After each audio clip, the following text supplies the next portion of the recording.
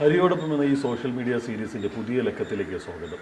കഴിഞ്ഞ ലക്കത്തിൽ നമ്മൾ ചർച്ച ചെയ്തത് പുരാണങ്ങളിലെ ശിവശക്തി സങ്കല്പത്തെക്കുറിച്ചാണ്. ഇക്കുറി മറ്റൊരു രസകരമായ സബ്ജക്റ്റാണ് ഞങ്ങൾ ചർച്ചയ്ക്കെടുത്തിട്ടുള്ളത്, ദശാവതാരം. ദശാവതാര കഥകൾ വളരെ രസകരമാണ് കേൾക്കാൻ. അതിനെ കുറച്ചുകൂടെ വ്യക്തമായും ആഴത്തിലുമൊക്കെ മനസ്സിലാക്കാൻ ശ്രമിച്ചാൽ നമ്മൾ ചെന്നെത്തുക എവിടെയായിരിക്കും? ദശാവതാരം ഒരുപക്ഷെ നമ്മുടെ എല്ലാ ഇതിഹാസങ്ങളുടെയും പുരാണങ്ങളുടെയൊക്കെ ഒരു അടിസ്ഥാനമാണ് എന്നെനിക്ക് തോന്നുന്നു.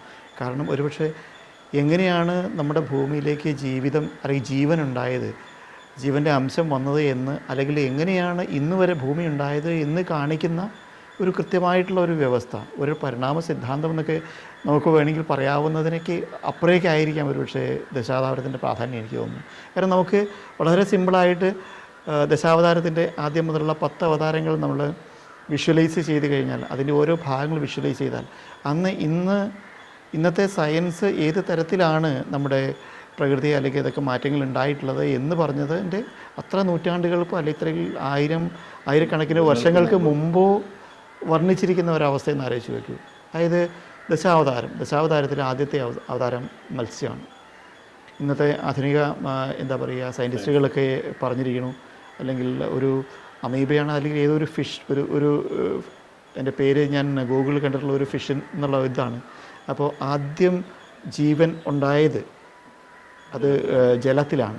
ആ ജലത്തിലുണ്ടായ ജീവി, അതായത് ഒരു മത്സ്യത്തിൻ്റെ ആ ഒരു ജീവൻ ആരംഭിച്ചു, അല്ലെങ്കിൽ ഭൂമിയിൽ ജീവൻ എന്നുള്ള വന്നു. ആ മത്സ്യം ക്രമേണ കൂർമ്മമായി മാറും.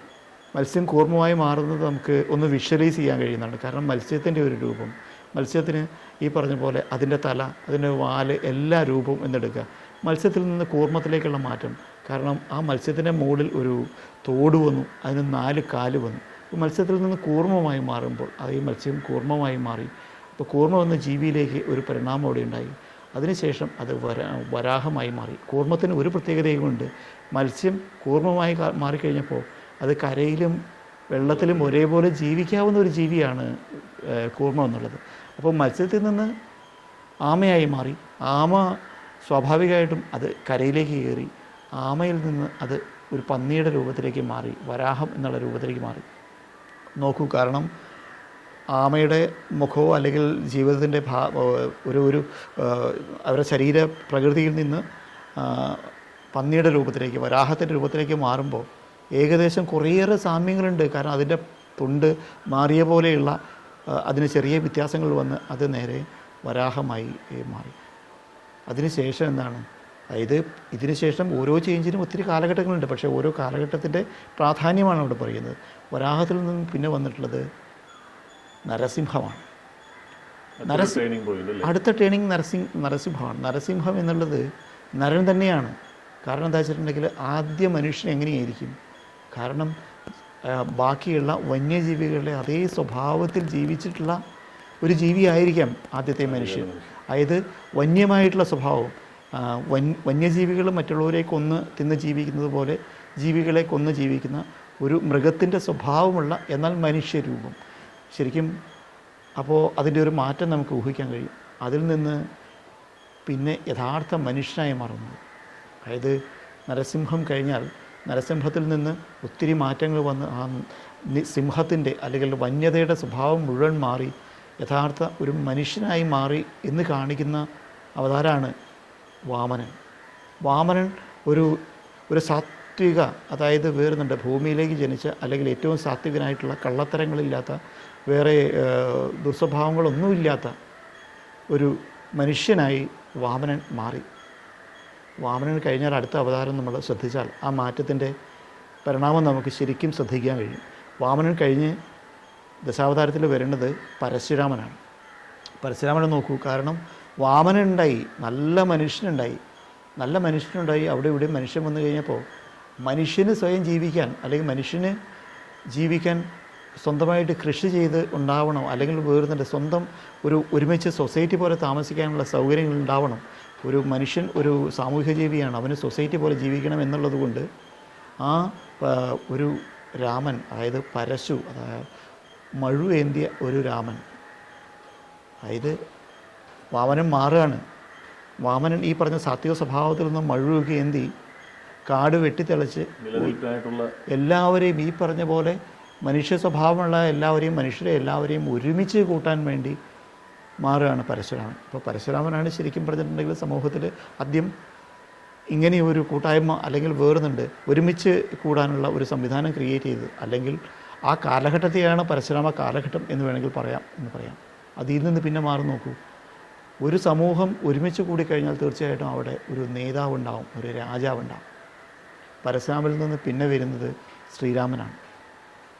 ശ്രീരാമൻ യഥാർത്ഥ രാജാവാണ്. കാരണം പ്രജാക്ഷേമം, പ്രജകൾക്ക് വേണ്ടിയുള്ള കാര്യങ്ങൾ ചെയ്യുക, പ്രജകളുടെ ഭാവിയെപ്പറ്റി അല്ലെങ്കിൽ അവർക്കുള്ള വളർച്ചയെപ്പറ്റി ഒക്കെ ചിന്തിക്കുക, അവരെ നിയമങ്ങളും നിയന്ത്രണങ്ങളും കൊണ്ടുവന്ന് വ്യക്തമായിട്ടുള്ളൊരു സംവിധാനത്തിലൂടെ കൊണ്ടുപോവുക.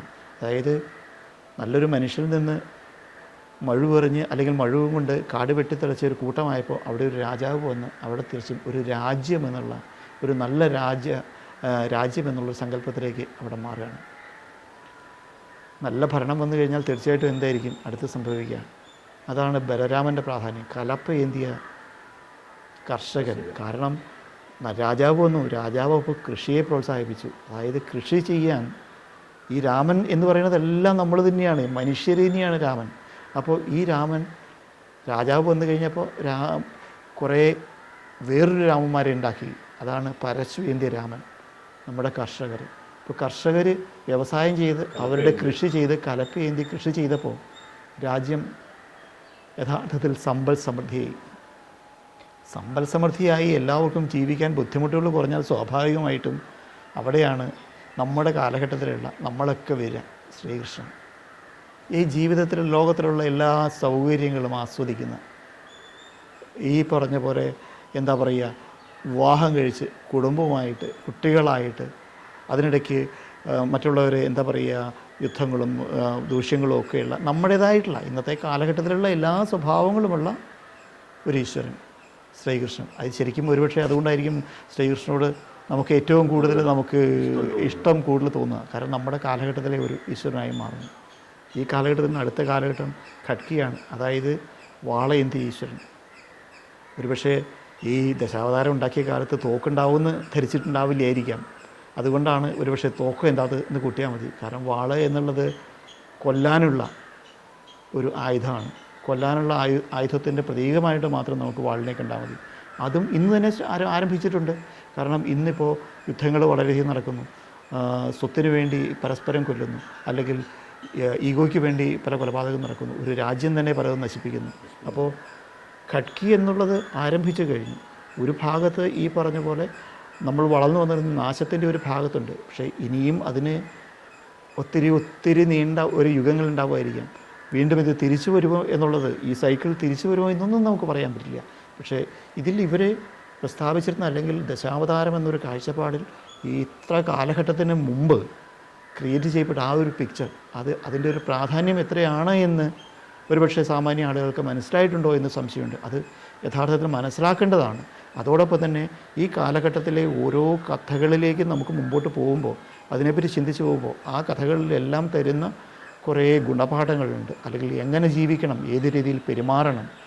ശ്രീരാമൻ്റെ കാലഘട്ടത്തിൽ എങ്ങനെയാണ് ശ്രീരാമൻ്റെ ഒരു കഥ വരുന്നെങ്കിൽ, രാമായണം വരുന്നുണ്ടെങ്കിൽ, ആ രാമായണ കാലഘട്ടം എന്ന് വെച്ചാൽ ഏത് തരത്തിൽ ഒരു മനുഷ്യൻ ജീവിച്ചു പോകും, എന്തെല്ലാം ബുദ്ധിമുട്ടുകൾ വരും, ഏത് തരത്തിലാണ് രാജ്യം ഭരിക്കേണ്ടത്, അവിടെ വരുന്ന പ്രശ്നങ്ങൾക്ക് എങ്ങനെ പരിഹാരം ഉണ്ടാവണം. അങ്ങനെ ഈ 10 കഥകളിൽ കൂടി തന്നെ ലോകത്തിൻ്റെ മുഴുവൻ മാറ്റങ്ങളും കാലഘട്ടങ്ങളും എങ്ങനെ ജീവിക്കണം എന്നുള്ളതെല്ലാം വർണ്ണിച്ചിട്ടുണ്ട്. ഒരു കാലത്ത് നമുക്കൊന്നും ചിന്തിക്കാൻ കഴിയാത്തൊരു കാലത്ത്. മത്സ്യത്തിൽ നിന്ന് ആരംഭിച്ച് കൽക്കിയിൽ അവസാനിക്കുന്ന ദശാവതാര സങ്കല്പത്തെ ശാസ്ത്രവുമായി കണക്ട് ചെയ്തൊന്ന് വിശകലനം ചെയ്യാനാണ് ഹരി ഇവിടെ ശ്രമിച്ചത്. അടുത്ത ലക്കത്തിനായി കാത്തിരിക്കുക. നന്ദി, നമസ്കാരം.